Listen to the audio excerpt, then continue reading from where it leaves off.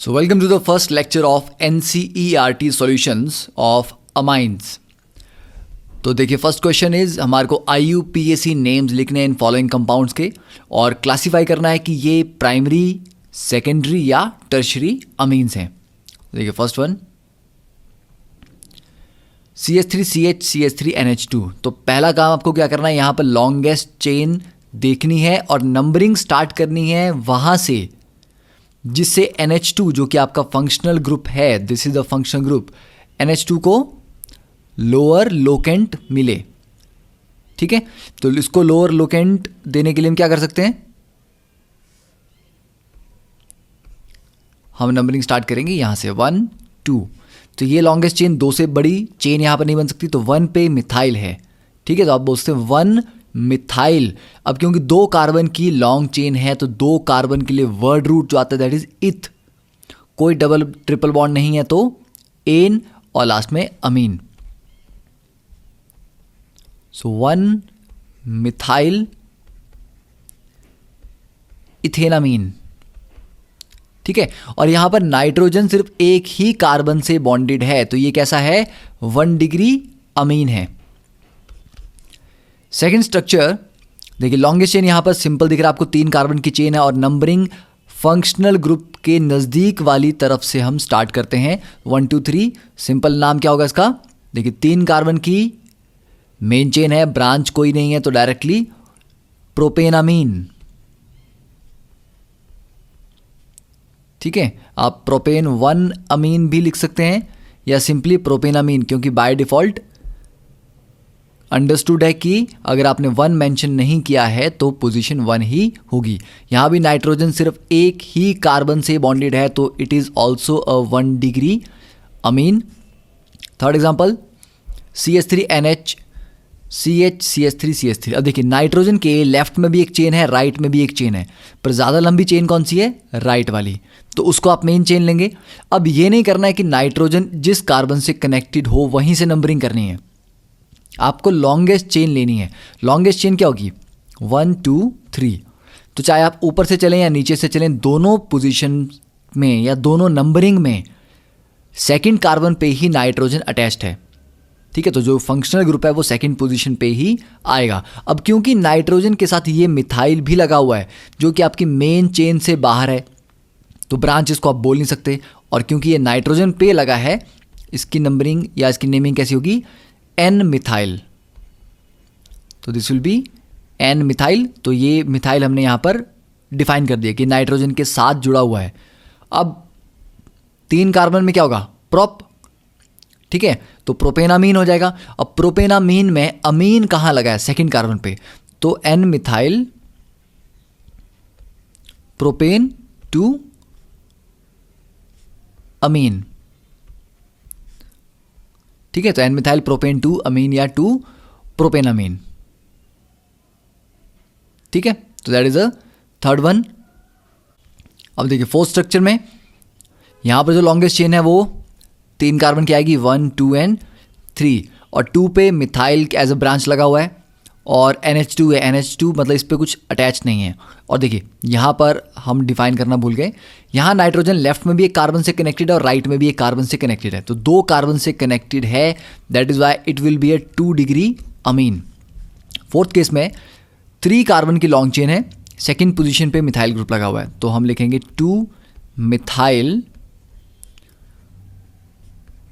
Propane 2 अमीन, क्योंकि second position पे लगा है NH2 और क्योंकि नाइट्रोजन एक ही कार्बन से बॉन्डेड है, it is also 1 degree Amin. Fifth यहाँ पर क्या है, बेंजीन के आगे नाइट्रोजन है जो कि एक CH3 और H से कनेक्टेड है, तो डेफिनेट सी बात है कि यहाँ पर जो मेन चेन होगी वो तो बेंजीन ही होगी, 6 कार्बन का जो रिंग है. ठीक है, तो N पे मिथाइल ग्रुप लगा हुआ है तो N मिथाइल हम पहले डिफाइन करेंगे, और उसके आगे क्योंककि बेंजीन के ऊपर ये अटैच्ड है तो ये बेसिकली एनिलीन का डेरिवेटिव है, तो N मिथाइल एनिलीन या बेंजीनामीन. ठीक है, तो एनिलीन की जगह आप बेंजीनामीन भी लिख सकते हैं, और ये 2 डिग्री अमीन है क्योंकि नाइट्रोजन 2 कार्बन से कनेक्टेड है. और सिक्स्थ केस में अब नाइट्रोजन तीनों तरफ कार्बन से कनेक्टेड है तो ये एक 3 डिग्री अमीन है, और इसमें अगर हम लॉन्गेस्ट चेन लेते हैं तो क्या होगा, ये 2 कार्बन की बनेगी, तो 1 2, चाहे इसको ले लीजिए या लोअर वाली को ले लीजिए, 2 ही कार्बन की लॉन्गेस्ट चेन है। तो अब N के ऊपर ये वाला इथाइल और ये मिथाइल, इनको अलग से लिखना पड़ेगा। तो अल्फ़ाबेटिकली लिखेंगे N ethyl, then N methyl. तो ये इथाइल और मिथाइल हमने डिफाइन कर दिए कि नाइट्रोजन के साथ अटैच्ड हैं, 2 कार्बन की मेन चेन है, तो इथ एन अमीन, तो इथेन अमीन। अब 7th वन, ये एनिलीन का डेरिवेटिव है, तो नंबरिंग स्टार्ट करेंगे जहां पर NH2 है क्योंकि वो फंक्शनल ग्रुप है। तो 1 2 3, 3 पे क्या लगा है, ब्रोमो, तो याद आएगा 3 ब्रोमो एनिलीन या 3 ब्रोमो बेंजीनामीन। और कितने डिग्री अमीन है, 1 डिग्री, क्योंकि नाइट्रोजन एक ही कार्बन से कनेक्टेड है। तो that finish the question number 1। अब देखिए question number 2, give 1 chemical test to distinguish between the following pairs of compounds.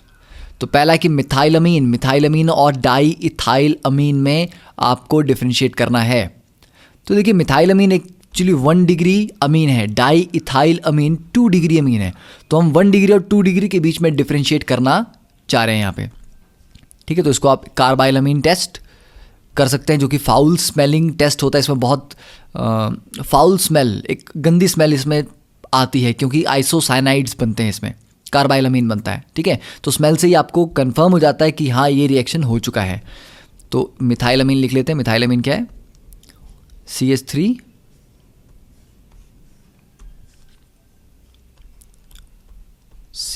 NH2, this is methyl अमीन। और इसका क्योंकि 1 डिग्री ये अमीन है, तो 1 डिग्री अमीन चाहे एलिफेटिक हो चाहे एरोमेटिक हो, primary amines chloroform plus ethanolic KOH के साथ कार्बाइलमीन टेस्ट देते हैं। ठीक है, कौन कौन देता है, 1 degree aliphatic and aromatic amines ये टेस्ट देती हैं। तो इसको आपने किससे ट्रीट करना है, chloroform that is CHCl3 plus 3 KOH के साथ in the presence of ethanol. ठीक है, हीट करना है आपने इथेनोलिक सिस्टम की प्रेजेंस में, एज अ सॉल्वेंट की प्रेजेंस में। और ये CH3NH2 कन्वर्ट हो जाएगा CH3NC आइसोसाइनाइड। ठीक है, CN होता है साइनाइड और NC हो जाएगा isocyanide, plus 3 KCl plus 3 H2। ये जो कंपाउंड है methyl isocyanide, this is a foul smelling compound, इसी को बोलते हैं कार्बाइलमीन। ठीक है, आइसोसाइनाइड, तो this is a foul smell. अब दूसरा केस लेते हैं, डाई मिथाइल अमीन। ठीक है, तो डाई मिथाइल अमीन में क्या होगा, डाई मिथाइल का मतलब 2 मिथाइल होंगे, CH3 twice and NH amine, plus अगर आप ये करते हैं CHCl3 plus 3 KOH heating in presence of C2H5OH, there is no reaction. क्यों, क्योंकि ये तो 1 डिग्री अमीन है, पर this is a 2 degree amine, ये कार्बाइलमीन रिएक्शन नहीं शो करता।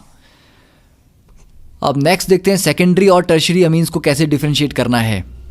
ठीक है, तो देखिए सेकेंडरी और टर्शरी के लिए काफ़ी अच्छा और पॉपुलर टेस्ट है, दैट इज हिंसबर्ग रिएजेंट। ठीक है, हिंसबर्ग रिएजेंट क्या होता है, it is PHSO2Cl benzene sulfonyl chloride. ठीक है, बेंजीन सल्फोनाइल क्लोराइड। अब इसमें अगर आप 2 डिग्री अमीन लेते हैं,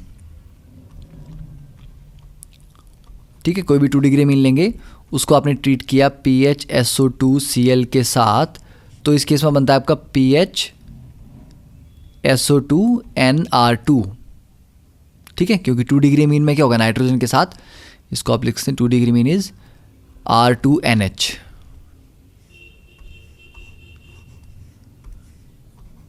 ठीक है, R2NH इसको लिख देते हैं हम, ये 2 डिग्री अमीन है, तो ये बन जाएगा PHSO2NR2, क्योंकि यहाँ से निकल जाएगा HCl, यहाँ का H और यहाँ का Cl। इसके बाद इसको अगर आप KOH में डालते हैं, ठीक है, बेसिक सॉल्यूशन में, अल्कलाइन सॉल्यूशन में, then it is not soluble.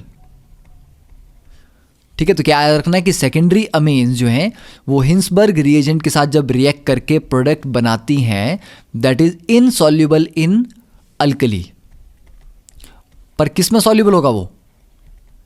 That is soluble in ether. ठीक है, अल्कली में डिजॉल्व नहीं होता, वो ईथर में डिजॉल्व होता है। ओके, और अगर हम 3 डिग्री अमीन की बात करते हैं R3N प्लस PHSO2Cl, इसमें कोई रिएक्शन नहीं होता। तो 1 डिग्री अमीन रिएक्ट करती है हिंसबर्ग के साथ, 2 डिग्री अमीन रिएक्ट करती है, पर 3 डिग्री अमीन रिएक्ट नहीं करती। 1 डिग्री में क्या होता है?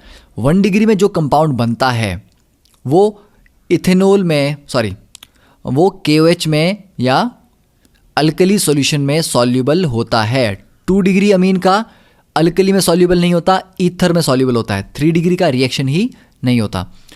अब देखते हैं थर्ड इज इथाइल अमीन और एनिलीन। देखिए, इथाइल अमीन और एनिलीन को आप इजीली एजोडाई टेस्ट से कंफर्म कर सकते हैं। ठीक है, तो इथाइल अमीन जो है कौन रिएक्ट करेगा? एजोडाई कौन बनाएगा? एजोडाई बनाता है एरोमेटिक जो अमीन्स हैं, दैट इज एनिलीन और उनके जो डेरिवेटिव हैं।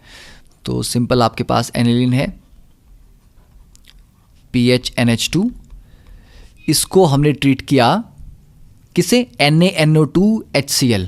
तो या तो आप लिख लीजिए कि NaNO2 प्लस HCl, और ये 0 to 5 डिग्री सेल्सियस ही होना चाहिए, अदरवाइज जो डायजोनियम सॉल्ट बनता है वो अनस्टेबल होता है। ठीक है, तो 0 to 5 डिग्री सेल्सियस में ये आपको देता है N triple bond N positive Cl negative, that is benzene diazonium chloride.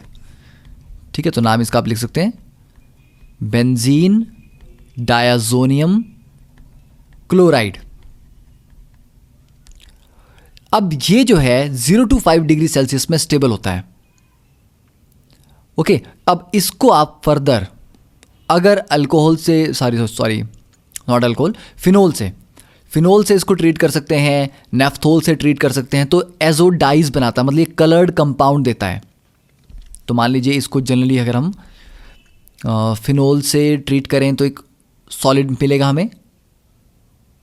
ठीक है, या अगर हम इसको 2 नेप्थॉल से भी ट्रीट करें तो 2 नेप्थॉल के साथ ये एक ऑरेंज डाई बनाता है। ओके, तो ऑरेंज डाई की फॉर्मेशन से कंफर्म हो गया कि एनिलीन कौन सा था। अब इसकी जगह सेकंड क्या पूछा गया है? Ethyl amine. अब इथाइल अमीन क्या करेगा? Ethyl amine is simply CH3CH2NH2। इसको भी अगर हम इसी प्रोसेस से ट्रीट करते हैं, that is NaNO2 plus HCl, और इसको भी 0 to 5 डिग्री सेल्सियस पे रखते हैं, तब क्या बनता है? तो पहले बनता है CH3CH2 N triple bond N positive Cl negative.